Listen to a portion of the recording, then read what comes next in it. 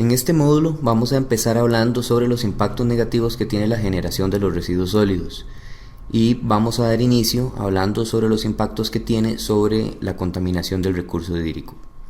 Uno de los problemas con los rellenos sanitarios es la contaminación de cuerpos de agua subterráneos y superficiales. Cuando la lluvia se infiltra por un relleno, lixivia tintas, compuestos metálicos hidrosolubles y otros materiales tóxicos, lo cual produce un lixiviado contaminante que se infiltra desde el fondo de los tiraderos no cubiertos o por las grietas de los que sí están cubiertos. Las pilas utilizadas a nivel doméstico para focos, radios y otros equipos contienen metales pesados como mercurio, zinc, cadmio, níquel, que una vez en el relleno sanitario forman parte de los lixiviados que pueden contaminar fuentes de agua. Otra fuente de contaminación de agua es el aceite usado por los motores de vehículos, que de no ser reciclado o coprocesado termina normalmente en el suelo, alcantarillas, ríos y cuerpos de agua subterránea. Con respecto a la contaminación del aire por los residuos, podemos decir que los residuos pueden contaminar el aire de distintas maneras. Por un lado, los rellenos sanitarios despiden grandes cantidades de metano, que es un gas de efecto invernadero mucho más contaminante que el dióxido de carbono. Algunos rellenos sanitarios utilizan el metano como fuente de energía. En el 2001 había alrededor de 1000 rellenos sanitarios generando energía a partir del metano en el mundo. Se estima que se genera entre 50 y 100 metros cúbicos de metano por tonelada de residuos por año, lo que lleva a concluir que a nivel mundial se generan 1.5 millones de toneladas de metano al año de los rellenos sanitarios, de lo cual menos de un 10% se utiliza como energía.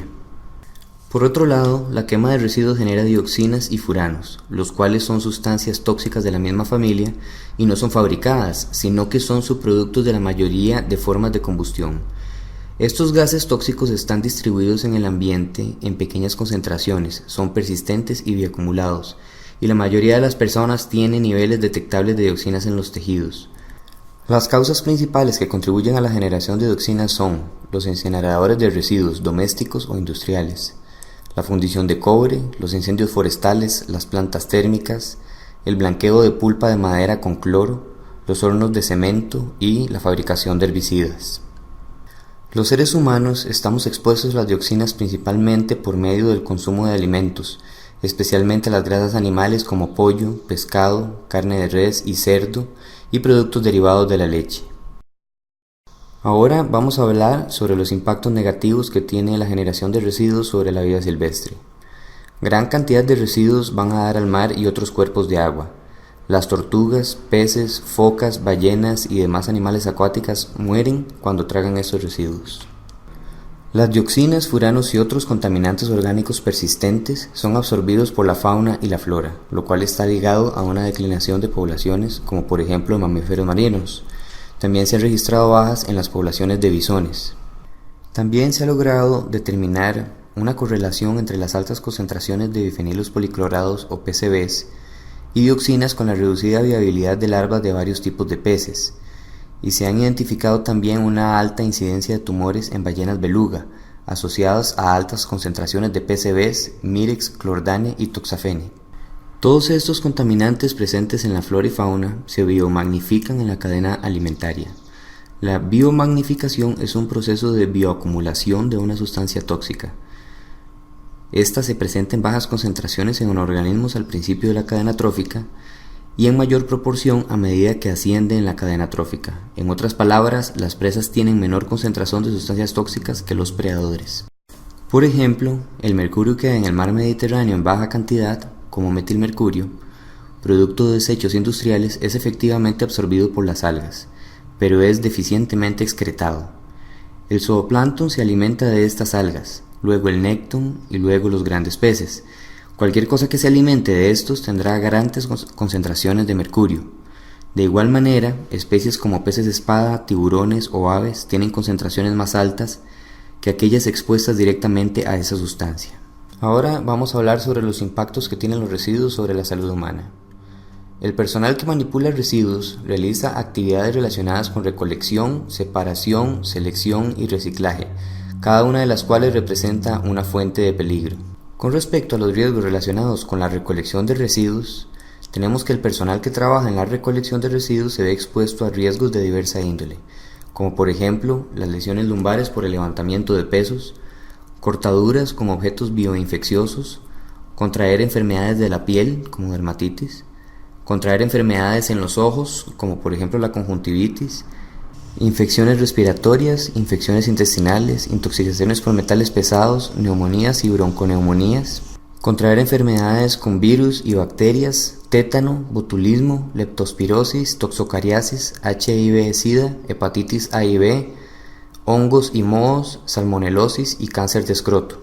Algunos de los residuos que pueden causar estos riesgos son excretas en pañales, residuos y excretas animales incluyendo agrícolas o domésticos, cuerpos de animales muertos, residuos de ratas, residuos líquidos peligrosos como pinturas, barnices y productos de limpieza, baterías de vehículos, vidrios quebrados y otros residuos cortantes, residuos con metales pesados como las pilas y los fluorescentes de mercurio, material contaminado con sangre y residuos relacionados con sexo y drogas como preservativos y jeringas. Con respecto a los riesgos relacionados con el almacenamiento de residuos, podemos decir que el almacenamiento de residuos es practicado por empresas que almacenan temporalmente esos residuos, como también por empresas cuyo negocio es el almacenamiento de los mismos, como por ejemplo los centros de acopio de residuos reciclables. Las escuelas y colegios también se están sumando a la causa del reciclaje, por lo que seleccionan sectores de sus respectivas instituciones para almacenar residuos reciclables. En los últimos años ha incrementado el negocio del reciclaje, y por ende la cantidad de centros de acopio de estos materiales. Pero en la actualidad no existen medidas gubernamentales para controlar las medidas de seguridad con que operan estos centros. Algunos de los riesgos presentes en estos sitios son la alta carga de fuego de ciertos residuos como por ejemplo del papel, cartón y plásticos, la ausencia de extintores, el hacinamiento por exceso de materiales almacenados, falta de demarcación de pasillos y vías de acceso obstruidos, ausencia de planes de emergencia, personal no capacitado en emergencias y primeros auxilios, ausencia de botiquines, uso de equipo de protección personal según corresponda, guantes, zapatos con punta metálica, mascarilla, etc. Y también tenemos que normalmente el personal en estas áreas no está capacitado en el manejo correcto de cargas.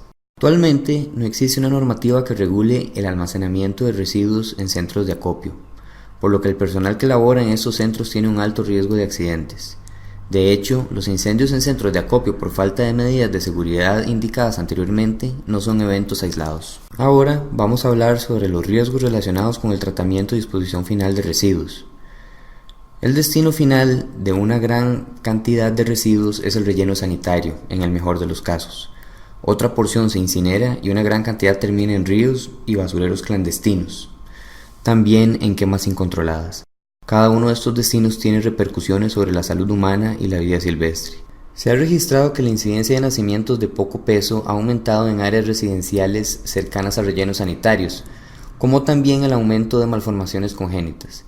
Los lixiviados pueden alcanzar fuentes de agua superficial y subterránea que compromete seriamente el suministro de agua potable.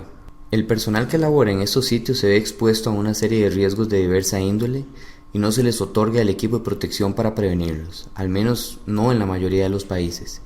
Por otro lado, en algunos países no existen controles para restringir o controlar el acceso a personas que buscan residuos para sacar beneficio económico de los mismos, los conocidos buzos de los rellenos sanitarios o botaderos de basura. Estos buzos hacen una labor que beneficia al medio ambiente y a las empresas que se dedican al reciclaje, pero es necesario que estas labores se realicen de una forma más segura.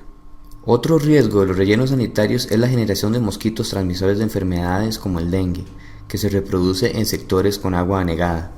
Otros residuos potencialmente dañinos que son una preocupación del sector salud son los contenedores de pesticidas y solventes, residuos metálicos, asbestos, entre otros.